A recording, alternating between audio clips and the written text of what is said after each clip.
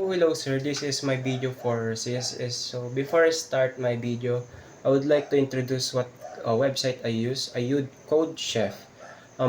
Kasi sa previous video ko po, which is yung HTML, hindi po gumagana yung CSS niya doon.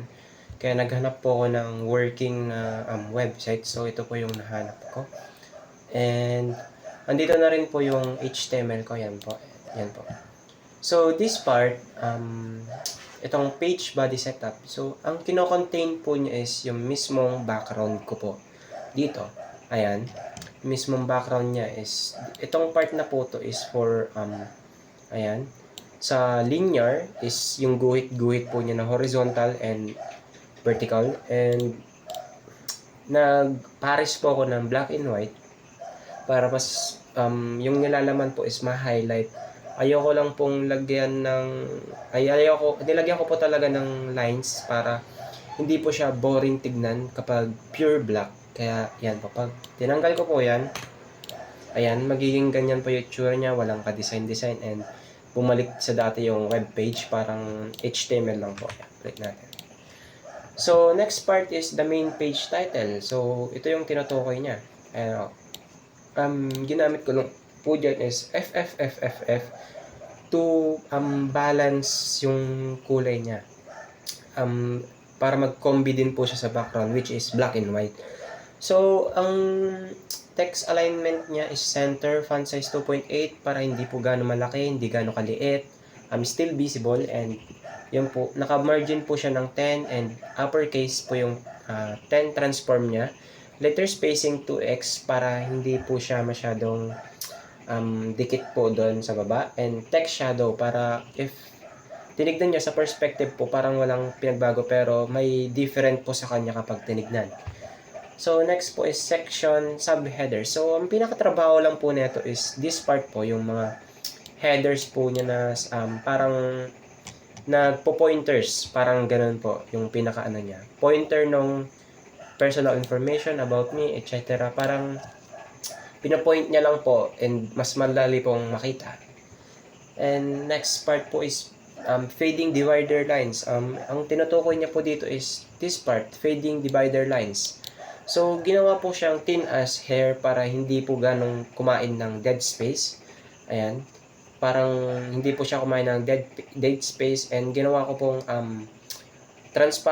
black transparent to black. Ganun po ang mix niya para hindi pure white, kasi ang medyo common na rin po yung ganung style, and para maiba lang din po. And yung margin niya is 30 para meron po siyang pinaka hiwalay talaga bago jump sa ibang data.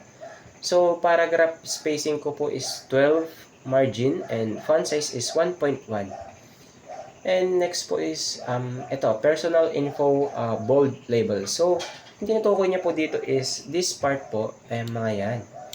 So para mas ma-highlight, mas makita, hindi masyadong maliit, hindi same with this part na hindi po siya naka-highlight. Naglagay na rin po ako para hindi po maghalo-halo kapag nirun ko na. And next part is multi-column grid for bulletin list. So ang tinutukoy niya po ay general container po muna pala, sorry. General container style for all list. So ang inaano niya po dito is this part ng container. Ayan po, yung mga container po niya, and mas nag-highlight po yung nakalagay, mas gumanda, and pumasok po doon yung cleanliness dahil dito sa part ng container. So para hindi po siya parang this part na nakalapag, naglagay na lang po ako dito for satisfaction, lalo po sa mga para mas okay po yung sa paningin nila. And naglagay din po ako ng 3D shadow to have a 3D effect, lalo po sa ating perspective. So next part is multi-column grid. So ano nga po ba ang inaano niya dito? Ang multi-column grid is ito po, parang separator niya lang naman po yan, and gaps niya po para hindi po sila dikit-dikit, parang ganun po.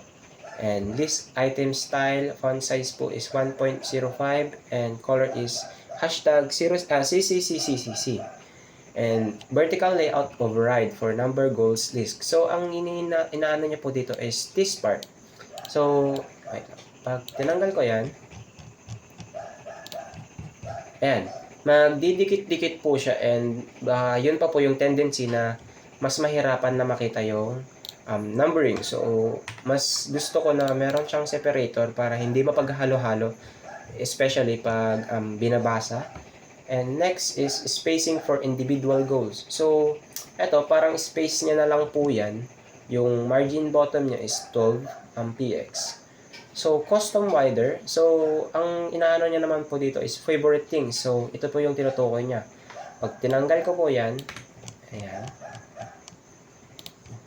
yan, magkakaroon po ng bulletin which is parang dumagdag lang po sa laman niya and naging lumiit pa po yung space ng game dito, kaya nilagyan ko na lang din po ng ganyan para hindi po lumiit yung space niya dyan.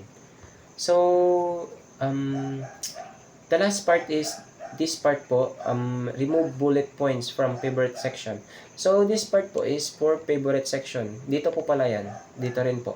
Kasi, ayan, pakita ko lang po.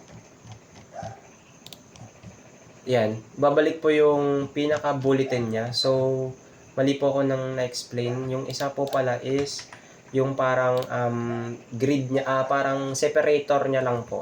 Parang ganun po. And before I end my presentation, I would like to show my code, my personal web page. So, ayan po ang kanyang design. And mas pinili ko po yung gantong design para minimalist, simple lang, and mas parang mas simple pero maganda tignan sa paningin. And yun lang po, that's all. Thank you po.